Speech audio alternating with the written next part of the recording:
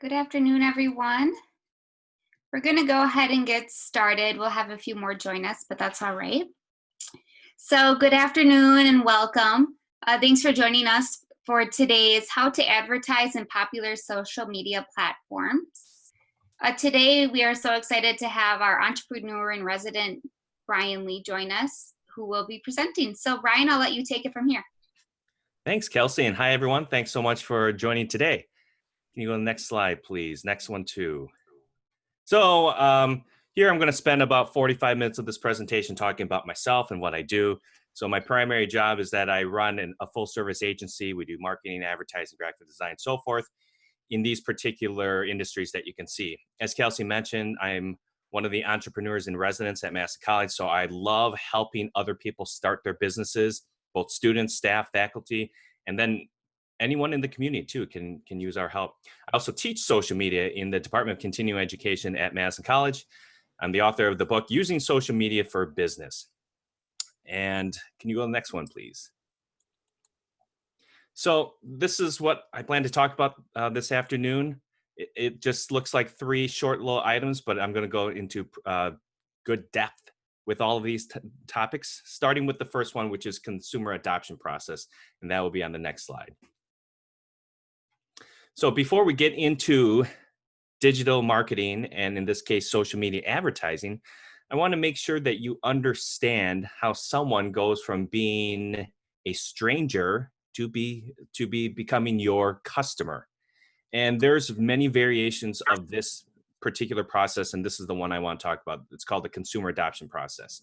So step one, as you can see here, is that people have to be aware that you exist or your product or service exists. Otherwise, they can't buy from you. And new awareness is not only new awareness, but it's also top of mind awareness. Pepsi spends $500 million a year making sure you don't forget who Pepsi is, even though we all know who Pepsi is, right?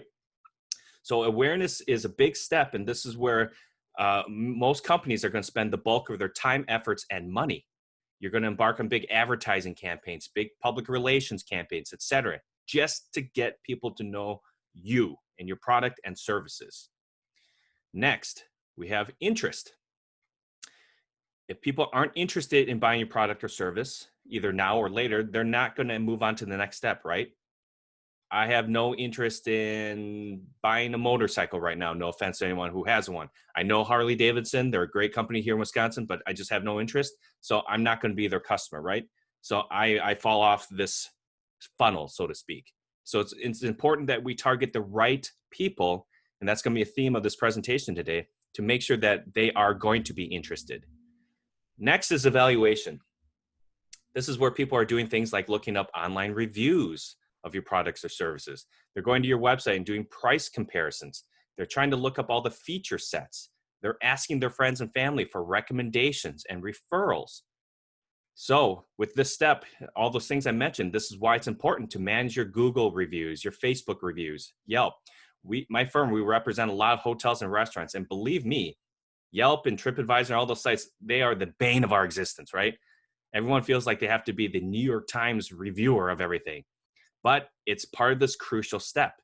And so this is why you're thinking about doing things like loyalty marketing, referral marketing, and all that kind of stuff. It's all part of the evaluation. Next, not always a required step, but trial typically happens, especially if the product or service you're selling is relatively expensive. So for example, or has a long-term commitment. So for example, a car. Before you buy a car, you typically do a test drive. You don't just go and buy a car. Well, some of you might, and that's good for you guys. But typically, you will drive it around the block, right? That's your trial. If you're a health club or joining a health club, you typically will get a 1 week or 2 week free trial membership before you commit to the 1-year contract. So think about how you can offer a trial of your product or service. For my agency, since we just sell our services, we typically do 1-year contracts, but in some cases we may do a project basis or a shorter 3-month or 6-month contract. That's our way of doing a trial. And the final step is adoption. This is where they actually become your customer. They feel like, okay, I looked at all these different things. I feel like I'm going to be your customer. Now, part of these steps is that you have to know that they're logic based. They have scientific research behind them, all that kind of stuff, methodology. But again, they can all be skipped. So let me give you one example is that, let's say you need a toilet plunger, okay? And you go to Walgreens, I'm just going to go and buy the first toilet plunger I see. I don't need to like look up online reviews or get like recommendations on what is the best toilet plunger. I just need my toilet plunge, right? So I'm just going to buy one, go from going to the store, awareness, all the way to adoption, just like that. But for most of us, we have to go through these processes. And then I'm going to break these down into the digital advertising that you're going to see in the coming slides. Starting with the next one, please. So the forms of social media advertising we're going to talk about today fall under the push or outbound marketing side of the equation. The other one would be pull or inbound marketing. So in this case, we're trying to reach people that aren't necessarily in the mindset to buy your product or service, possibly because they don't know you even exist. So let me give you an example, is that in Facebook, and we're going to talk about that today, when I was logging in a couple months ago, in my newsfeed, I saw an ad from Igloo. They make coolers. I am familiar with Igloo because I own several Igloo coolers, but what I was unaware of is that they make a cooler with Baby Yoda on it. And I'm a big Mandalorian fan, and Baby Yoda is very popular in pop culture today. So I was unaware that this Baby Yoda cooler existed, but I had to have it because I had interest in it. I didn't need to do a full evaluation because I have the same cooler shape. So I knew it was going to be good. And so I just bought it, right? I would not have bought it otherwise because I never knew it existed. So this is a case where you're trying to target people that you think you have interest, like I just mentioned, that would be interested in you buying your product or service. We're going to advertise your product and service in their feeds using push or outbound marketing. Let me just give you a quick aside and explain the difference with pull inbound marketing. Is that means someone is in the mindset to buy. They're probably doing like a Google search for your product or service. They're trying to find a Madison, Wisconsin accountant or Madison, Wisconsin French restaurant.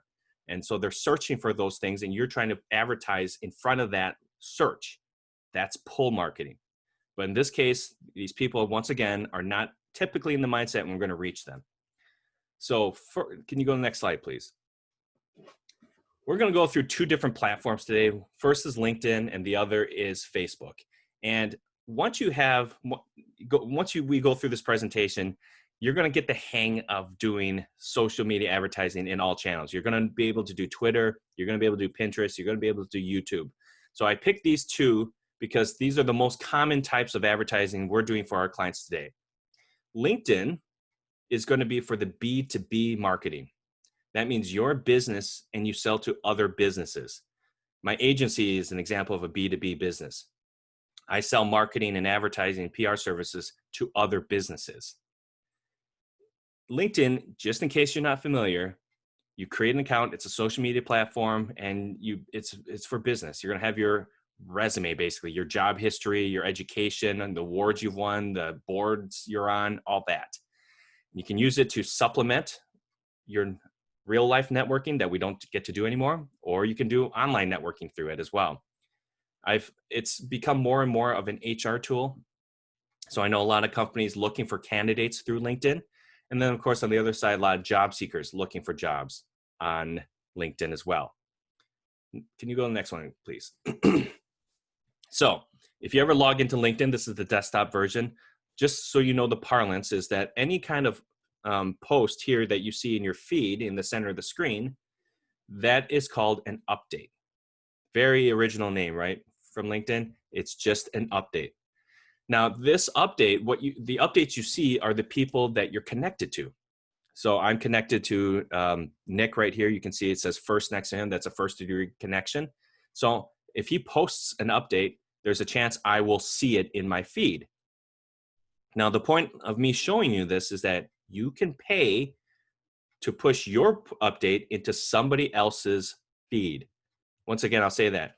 You can pay to push your update into someone else's feed that you're not connected to. So I'll show you the steps. Next, please. Here is an example of that sponsored update, as it's called. You can see it looks like a normal post. This is one that's by Hausman Johnson Insurance based here in Madison. You can see on the third line in the grayed out letters it says promoted. And that's really the only difference that explains why that shows that it's not a organic post, that it's paid. Otherwise, the whole post works as a normal post. You can comment on it, you can share it, you can like it. And in this case, you can see Hausman Johnson Insurance is trying to advertise about setting up safety programs. So next slide, please. Here's how you get started.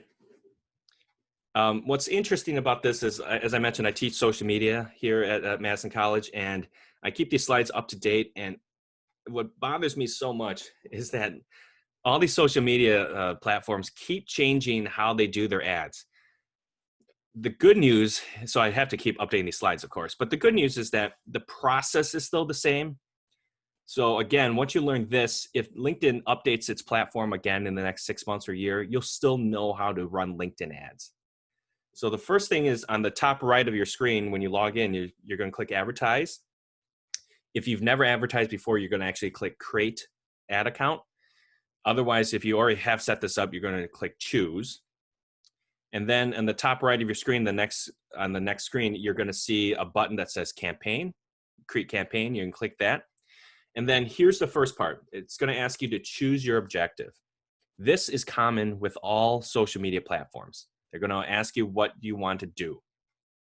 And so you can see here on the left is awareness, brand awareness. Do you want people just to see your name? And that will likely be one of the options you choose. Just so you understand what the other ones are, website visits means that you're trying to push traffic from this update to your website. Website conversions pretty much means the same thing. You're trying to get someone to go to your website and then do something. Download a brochure, fill out a form, buy a product. Engagement means you're trying to get more people to just comment on your post. I don't find that one very effective, and as a result, we have never run an engagement ad. Lead generation on the far right, what that means is if someone clicks on your ad, let's say, hey, download our free ebook, before they can receive that ebook, a form pops up. That little gateway form, right? It says fill out your name, company name, email address. And after you fill that out, then it provides you the PDF file of that ebook. That's lead generation. We have run that, but from our experience, it doesn't work well because people hate that form right away. So brand awareness is a typical one, and then website visits is the second most common ad we're running. Can you go next slide, please? So after you choose your objective, this is going to be a common screen that you're going to see for other social media platforms as well. Here's where it's very important for you to know your target audience, your market segment, who buys from you. And it's likely you have different types of people that are buying your product or service. And that's okay. You can actually run multiple versions of your ads to different people. What I don't want you to do is run one ad, the same ad to all of your customers. That typically doesn't work well, okay? So here, you're gonna see the first thing is where do you wanna put your ads out? In this case, I'm just choosing Madison, Wisconsin, as you can see. But you can pick the entire state of Wisconsin. You can pick the entire US. You can pick multiple states. So you have that option. Where are your customers? Next, who is your target audience? Here is where you're going to add more qualifiers. You can pick the industry. So maybe you're in healthcare, manufacturing, finance, any of those industries, they're all going to be available to target. You can also pick company size. So maybe you only target companies with more than 1,000 people, or less than 1,000 people, more than 10,000. You can pick by revenue size. So companies that make, $100 million a year or more, you can target them. We'd love to all target those companies, right? But here's my favorite targeting parameter. This is why I have found success with LinkedIn ads, especially for our B2B clients. It is that you can pick job title.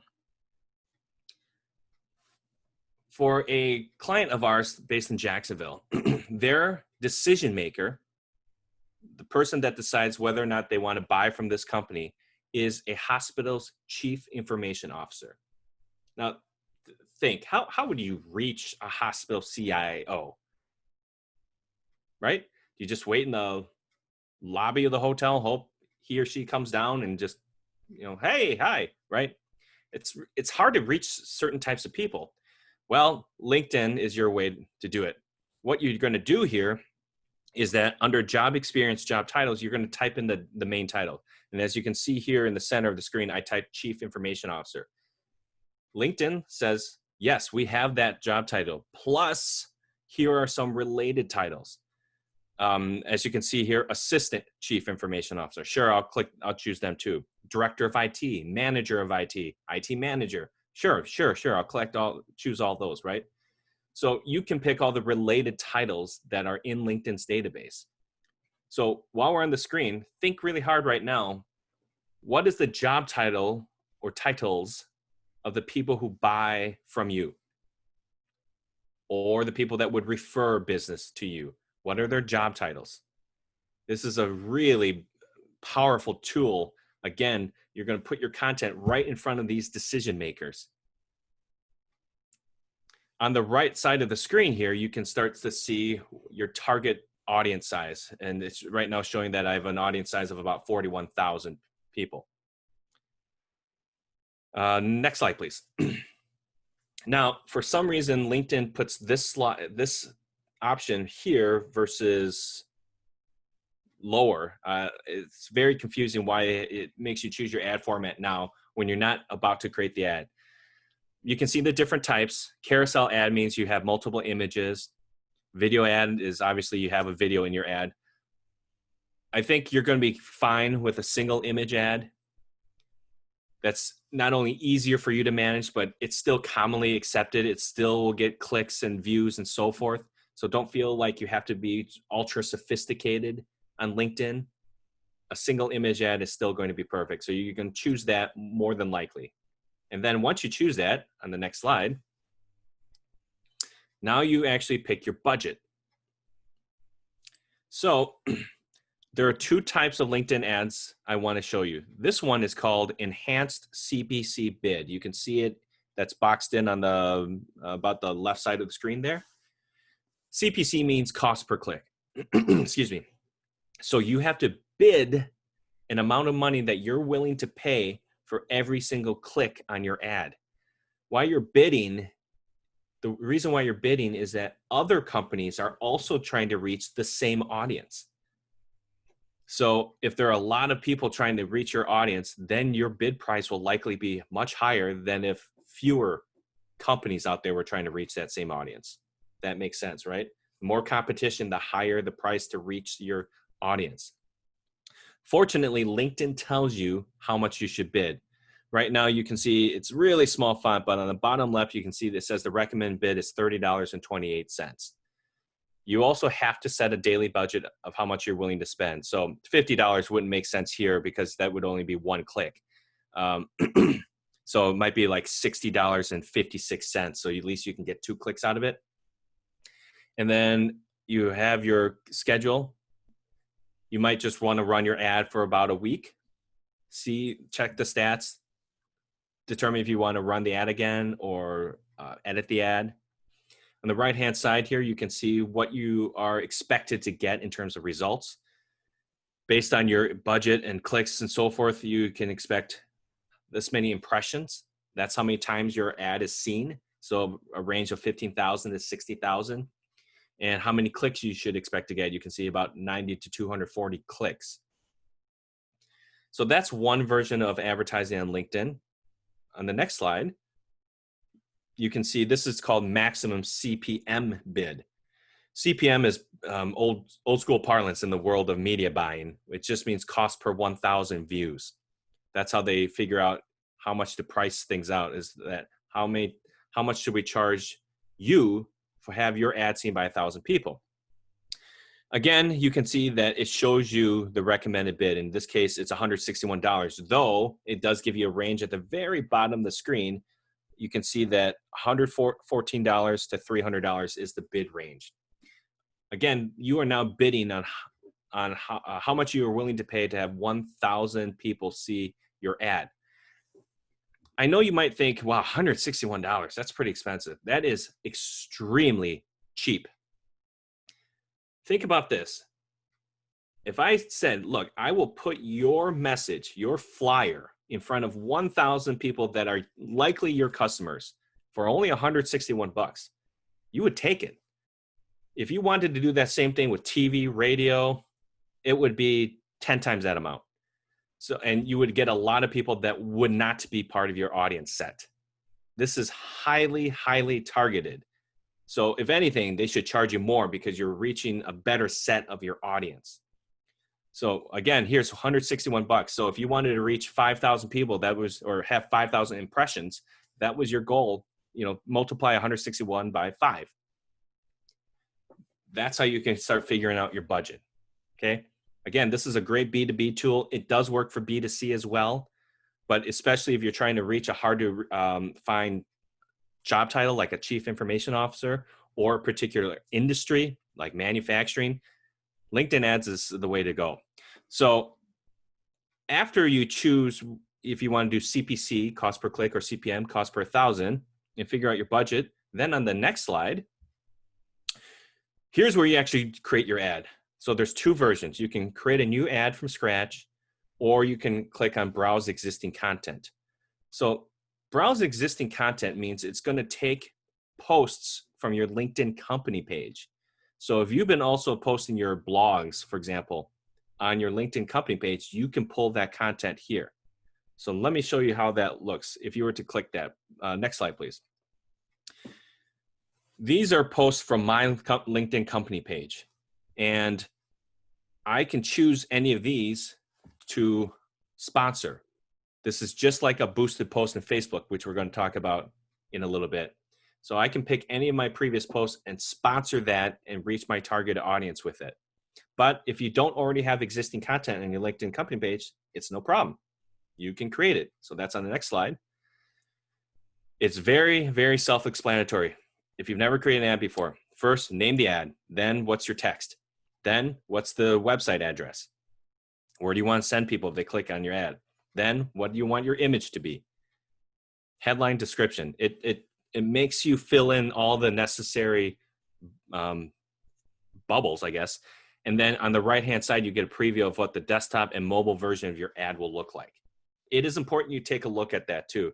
I have seen situations where you thought, well, this is going to be great. And then when it shows up on like mobile, it looks funny, misaligned. So make sure you compare. The text shouldn't be too long, nor can you have it too long. You can see the headline, for example, is 200 characters. Description is only 300 characters. So you have to be concise, but make sure you get that message, your message out there, right? Your value proposition. What's the purpose of showing someone this ad? So that's LinkedIn ads. Can you go to the next slide, please? I want to take a 2-minute break to just see if anyone has any questions. You can just type in the Zoom group chat. I know I whipped through that very quickly in about 20 minutes just so I can keep everyone here on time. Just to reiterate those points, LinkedIn, a really good B2B marketing tool. Think about the job titles of your decision makers.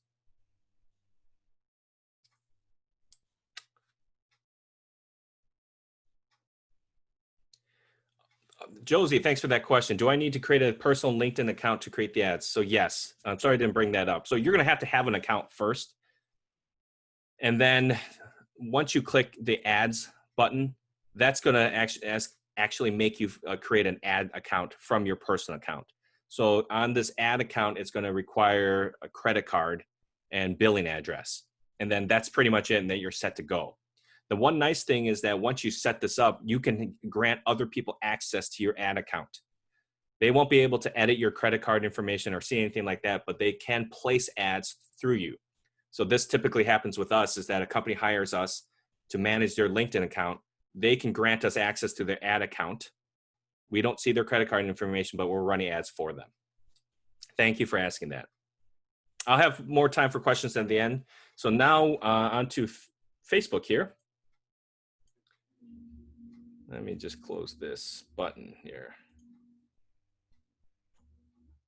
Okay, so I make the argument that Facebook is better used for customer retention and not customer acquisition on the organic level. The organic use of any social media means just a natural everyday use that you're not paying, not advertising, okay? Just the everyday use. It's better for customer retention. So for an example of that is that a health club on their Facebook page, it wouldn't make sense for them to say join now as a post. And you know why? It's because the people who would see that post, their fans, the people who like their page, are already members. So telling a member to join again makes no sense. That's a customer acquisition message. A customer retention message would be refer a friend to our health club, get 10% off. Do you see the difference? And if any of you guys have been in business for a while, you probably started to realize soon is that it's much easier to keep a customer than it is to gain a new customer from scratch. I hopefully showed you this, demonstrated this in slide 3 or whatever, this presentation, that long customer acquisition process, awareness, interest, evaluation, trial, adoption. Sitting on your existing customers and extracting more money out of them is going to be a better use of your time. This infographic you see on the right, 80% of your future profits will come from 20% of your existing customers. That's true in business life. They didn't just make up the stat. They took studies and studies. Isn't that very interesting to see? And the temptation as a business owner is like, I always have to get new customers, always have to get new customers. Well, it's better to use the same ones. So let's talk about this. In customer retention, here are things you're doing. You're upselling. Hey, you just bought item A. Why don't you buy item B? It's more expensive. Resell, buy item A again. Loyalty marketing. See you next week. Referrals. Tell your uncle about us. Customer service, your bar. And you tell your fans, your customers that, hey, we're going to add 3 new tap lines to our bar. What 3 beers do you want to see? Right? That's a research. I'm sorry. That's the research part. Customer service is addressing needs, questions, etc. Those are all good elements of customer retention. And this is your mindset for how you should be using social media, especially Facebook. So if you've been doing those posts like join today and you're talking to people that are your members, stop doing that. That's a waste. Think about how to craft your message so it falls under one of these categories. Next slide, please. So just to make sure you are familiar, these are some of the types of Facebook ads, okay? There's many more, but I can't show you all of them. This is the right column ad. So if you log in from your desktop computer, it has a whole column just of ads. These are not interactive. All I can do is click on them, but I can't share them. That contrasts with the next slide. The newsfeed ad. These are the most common ads. As I mentioned, I saw that Baby Yoda cooler ad, right? That was in my newsfeed. You can see this appears in my timeline newsfeed. It is interactive. I can like, comment, share it. That's the difference in those types of ads. Again, these are just 2 examples of many different types of ads. So next slide, please.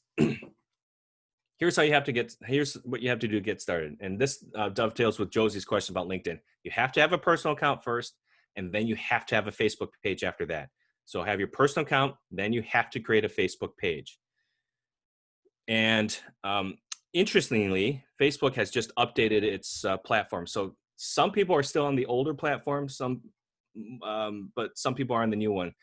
Some of these images you'll see are of the new version of Facebook, and just in case it doesn't look familiar to you.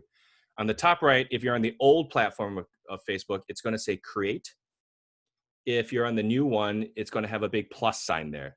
Either way, click that and then scroll down. You can see it says add. And then once you click add, what's the first thing it's going to ask you? What is your objective? So there are a lot of objectives that Facebook provides. I have condensed them down to one of these 3 that you should choose. First one is brand awareness. I think you guys know what brand awareness means now. Reach So reach is an extension of your page. Think about how your Facebook page, let's say you have 500 fans and you want to reach more than that. It's trying to target other people. But for the most part, brand awareness and reach are the same things. We typically will run brand awareness ads. Second category, engagement. What engagement means is you're trying to get more followers on your Facebook page. You're trying to get more, or you're trying to promote an event. So you create an event on Facebook and you want to promote it, you would choose engagement.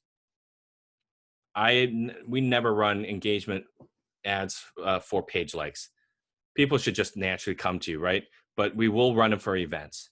And the third category, traffic and conversions, those are two different objectives, but they mean the exact same thing. They're going to send traffic to your website where you hope that someone's going to take an action, like download a brochure, fill out a form, buy a product.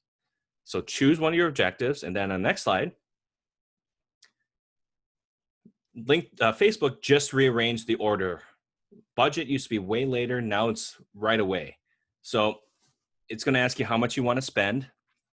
It does not give you a ballpark figure like LinkedIn does. What I would say is that typically $5 a day is pretty good. And you'll be able to see what you can get if you up that spend to $10 a day, $25 a day, et cetera. Part of that depends on the size of your audience. You might have a very large target audience, and thus you might have to spend more money per day to try to reach them in the amount of time you have. Then you're going to set the start date. And from what I just heard that like 2 days ago, Facebook deleted this end option. It will just spend your money. So you'll have a total budget. So let's say it's $25 and you spend $5 a day. Well, that's 5 days. Then it's going to stop your ad. Next slide, please. So here, just like LinkedIn, you got to pick where your audience is and who they are. Again, it's so important that you know your market segment, your target audience, your customers. In this example, let's pretend that you are a wedding planner. Okay, you help people plan their weddings. Although that's a little bit tougher these days, right? So you're based here in Madison. First, I choose Madison, Wisconsin, and then you can do between like a 10 and 25 mile radius. I picked 15. So that means I'm reaching people out in Sun Prairie, Stoughton, Verona, Middleton, Cross Plains, etc. But that's up to you where you feel your customer segment is. If you think you can stretch out to 20 mile radius or 25, or you need to condense down to 10, you can do that. Next, you pick your age, gender. And in this case, if I'm a wedding professional, I'm targeting women ages 22 to 35. Would you agree that that's the bulk of my target segment, right? Then on detail targeting, unfortunately, detail targeting has gotten worse over the years. Facebook has been criticized, so they've reduced the amount of things you can select. You can't select on race anymore, income anymore, those types of things. But you can pick relationship status, right? If you're on Facebook, you've seen it where someone's like in a relationship, right? Well, here, engaged. So again, if I'm a wedding planner based here in Madison, I'm looking to target women ages 22 to 35 who are engaged and live within a 15-mile radius of Madison. Would that be pretty good? What I forgot to mention at the beginning of this slide is that this is for B2C marketing. Your business and you sell to consumers. You are business and you sell to consumers. That's B2C. So as you can see here, that's a good audience. And on my right-hand side of the screen, Facebook says, yep, this is a well-defined audience. I'm in the green. And here's my expected daily reach based on my budget. I can reach between 442 people and 1,300 people. I always err on the side of caution, go with a smaller number. So think about that. $5 a day to reach 400 women ages 22 to 35 are engaged. That's pretty good. Next slide, please. So the next section, after you choose this demographic, is your identity. So as I mentioned, you have to have a Facebook page to advertise. The reason is because this is the honest reason is because of the last presidential election, that there was foreign influence with ads from companies not being who they are. So this is to help prove that you're some kind of legitimate entity out there. So you can pick your Facebook page that will be associated with these ads. Likely this is going to be your business. Now, Facebook owns Instagram. So if you actually want to run Instagram ads, you actually do that through Facebook. So as you can see here, I can choose my Instagram account. I'll say that again, is Facebook owns Instagram. So if you want to advertise on Instagram, you have to do it through this Facebook ad portal. Next slide, please. So I'm sorry, this is really tiny. Facebook this is a recent change how they do this. So the ad setup is that on the top here, it's going to ask, do you want a single image or video, or do you want multiple images or video in a carousel?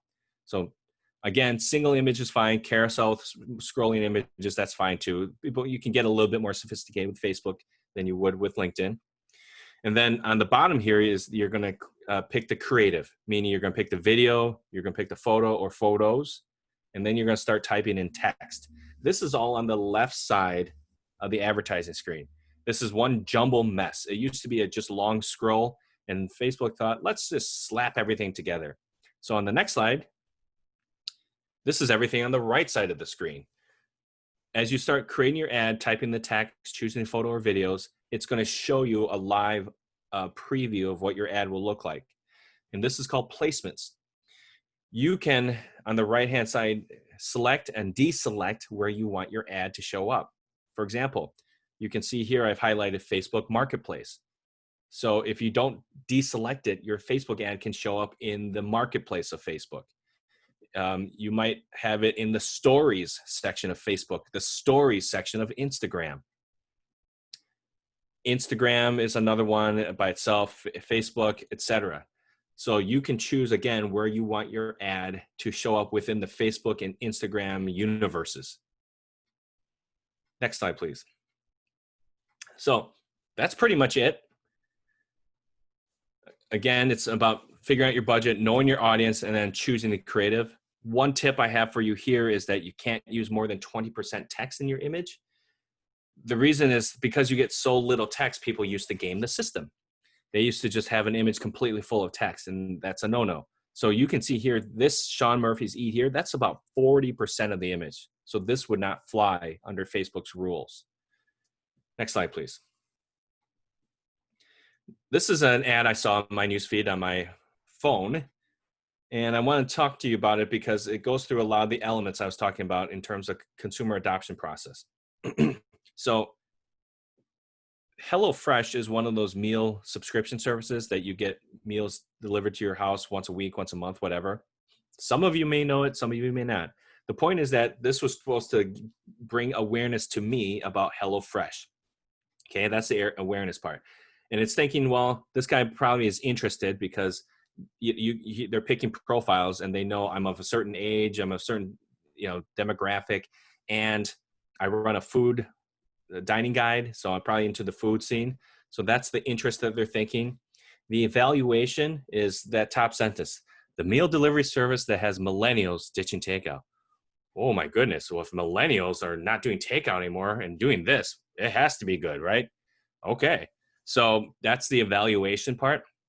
The trial is down here at the bottom. HelloFresh is giving 8 meals free for new customers. That's the trial. So this is, you can see these are the steps they're trying to follow. Now, here's the flaw of this ad. You can see this gross hand here. It's like all wrinkly. It's greasy from holding that chicken, and that thumb is just touching that chicken in a way that gross, right? That thumb is just turning me off from that chicken. You can see there's 4,500 comments on this ad at the time I did a screen capture. Most of those comments, I am not kidding, of those 4,500 comments, because I scrolled through them, are talking about that hand and how disgusting it is, okay? So image is very important. Make sure you take a hard look at the image you're going to use as part of your ad, and don't put that gross thumb there. I see a question here from Tina. If I Google search anything, the ad shows up every time in Facebook. So yes, That's called a retargeting ad, where the ad follows you from site to site to site. If you've ever shopped on Amazon, looked at a product and to buy it, and you saw that product again on different sites, that's retargeting. It will follow you wherever you go, and you can do those yourself on Google, Facebook, etc. That's a little bit beyond today's presentation. You will have to set up what's called a business manager account, but then you can set that up. You also have to connect Facebook to your website so they talk to each other. Next slide, please. So I want to now talk about boosting posts. Typically, when I start working with, my company starts working with another company, is that they've said, well, we've been boosting posts. So it seems like more and more people have familiarity with boosting posts. That's taking an existing post on your Facebook page and then converting it into an ad. Well, why do you have to do that? The reason is because Facebook makes it very difficult for people that like your page to see your own posts. That's why people typically boost posts, is just to make sure their own fans can see it. Facebook knows it's very difficult and forces people to advertise. This is why they make billions of dollars per quarter, okay?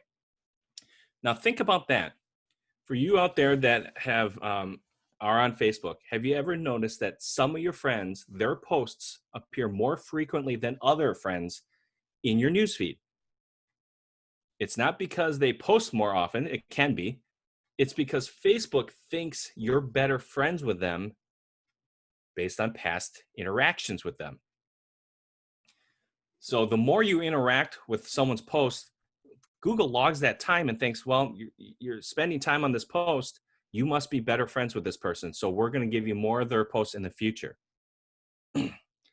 This can backfire on you, by the way. Maybe you have frenemies on Facebook and they post a photo album and you click through it and just judge them. You're like, oh, I can't believe she's going out with that guy and she's wearing that. Well, that time you're judging them and hating them and so forth, Facebook is thinking, well, you're spending a lot of time on this post. We'll give you more in the future, okay? So Facebook pages fall in the same algorithm. How many times do you ever go to your friend's personal page? Almost never. How many times do you ever go visit a Facebook business page? Almost never. If you do not see it in your feed, you just don't see it, okay? So here's how you can try to increase the chances of getting your Facebook business page seen. I want to talk about this before we talk about paying for it, okay? First thing is content quality. So all this grid here, this matrix, everything I took directly from Facebook itself. Your content quality has to have, quote, meaningful interactions, that people are liking, commenting, sharing on it, just like I said, okay? A video has to be, quote unquote, compelling. That is divided by length of time watched. Well, then you're thinking, why don't I just post a 30-minute video? Well, the second part is percent complete. So if someone watches 2 minutes of a 30-minute video, that's a very low percentage compared to 2 minutes of a 4-minute video, right? Timeliness. Are you talking about something trending right now? Load time. So this is interesting too. If you're taking a post from your website and posting it on Facebook, Facebook clocks the amount of time it takes to load that page on your website. So if it's too slow, Facebook will punish you. Authenticity, no clickbait, fake news, all that stuff that has been killing us on social media for the last 5 years now, right? Clickbait, it's like these 10 elected officials in Madison have been arrested. You won't believe number 7, right? And the last one here I want to talk about, I see this rule broken all the time. You are not allowed to ask for likes, comments, tags, or shares organically. You see this all the time. Pages are like, tag a friend, like this post, right? They're doing it so that more people see it, but that's not authentic. You should naturally want to like, comment, or share that post. Asking for it, Facebook doesn't like. It reads the text of your post, and if it sees something like that, it pushes you down. Again, I see this broken all the time. People don't know, but this is why we have to boost posts. So next slide, please. So it's just a matter of going to your Facebook page, finding a post you like, and then seeing here on the bottom right, boost post. Now, I typically limit boosting posts to, again, the people that are fans of the page. So if I have 1,000 fans of my page, typically, I would say less than 20% are going to ever see any particular post. And what about the other 80%? Well, I have to pay to have them see stuff that they signed up to see. I don't like boosting posts for different audiences.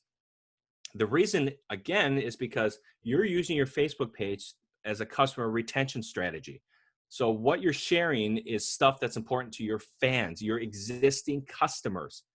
So if you logically, it wouldn't make sense then to take that post for existing customers and push it out to brand new customers who don't know who you are. Lots of times clients say, well, we'll just boost posts. And I'm like, that typically doesn't work because the message is wrong. Current customers hear one message, new customers who don't know you hear a different message, okay? Sometimes there are exceptions that work. So you can, any kind of post, job, event, or video you can share. You click that boost post, and then on the next slide, you can see what happens. Right here, you can choose what your goal is. That's like the objective. You can get more engagement, like I want more likes on my Facebook page, or get more messages, meaning that you're trying to entice people to send you a Facebook message. Then you can pick on the bottom left here, the audience. So you can select a different audience, or you can select people on your Facebook page. And then on the right-hand side here, you're going to see your expected results. So everything I've been saying should sound familiar, like I'm saying it over and over again, because again, the setup is going to be the same. If you go to YouTube, Twitter, Pinterest, you're going to follow these exact steps pretty much page for page. Next slide, please. Here's the last slide, folks, is that here are just some benchmarks. I got this from a website called WordStream. What I recommend is that you take data based on your historic data. And since if you've never advertised before, you're not going to have historic data to compare to. So then you're going to use these benchmarks. But over time, you're going to collect enough data so you can make better decisions going forward. I have a whole 2-hour presentation just where I talk about social media measurement. But let's look at these things here so you understand what I'm showing you here. Click-through rate, CTR. It's the amount of clicks divided by the total number of impressions. So you can see here that the percentages are pretty low. Like fitness is 1%. That means 1 click out of 100 views. That's a 1% click-through rate. Meanwhile, on the right-hand side here, CPC is cost per click. You're looking at how much you paid for each click on your ad. Again, here's fitness is $2, $1.90. So how you're comparing this data is you're going to say, well, my ad ran for about $4 a click. Well, since that's higher than $1.90, you have to think about fixing your ad. Are you targeting the right customer? Are you targeting the right customer at the right time? Do you have the right message to them? You might have to fix one or more of those different variables to get your cost per click down. On the other hand, if your cost per click is, let's say, 50 cents, then you're doing really well because you're well below the industry average of $1.90. Okay, so that's how you are supposed to use this data here in terms of making decisions. Okay, next slide, please. So I am happy to answer any questions right now in this chat. Go ahead, and I'll stick around a little bit. If you have questions, do you want to ask me in private, feel free to email me. There's no charge to ask me any questions. Thank you so much for attending this, by the way. Again, I know it's LinkedIn and Facebook. Those are 2 very popular platforms, one B2B, one B2C. And now that you've gone through these slides, go ahead and just try it out. Run a small $15 campaign. See how that works. Start getting data. Start getting a feel for these ads. And go ahead and use the chat for any questions. Thanks, Jana.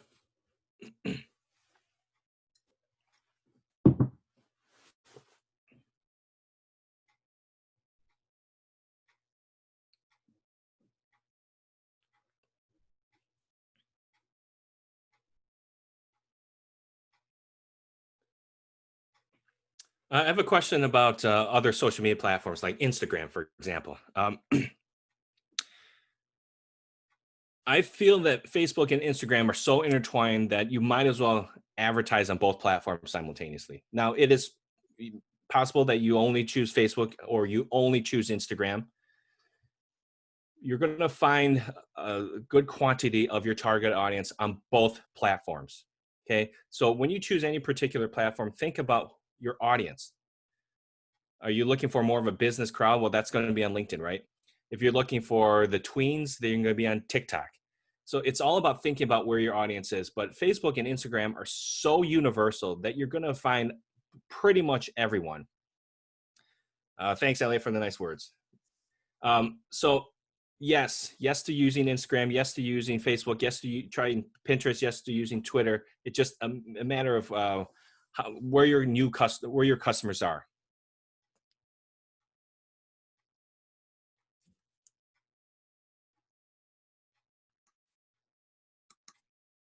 Brian, I think you did such an awesome job that there are no questions. You covered so much and shared so many great tips and advice on how we can advertise on LinkedIn and Facebook for our specific target market. So thank you for that.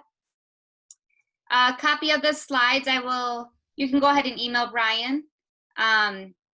We will also be sending out a recording of this webinar later this afternoon. So if anybody would like to rewatch it or maybe send it to somebody who will find it valuable, you can do so.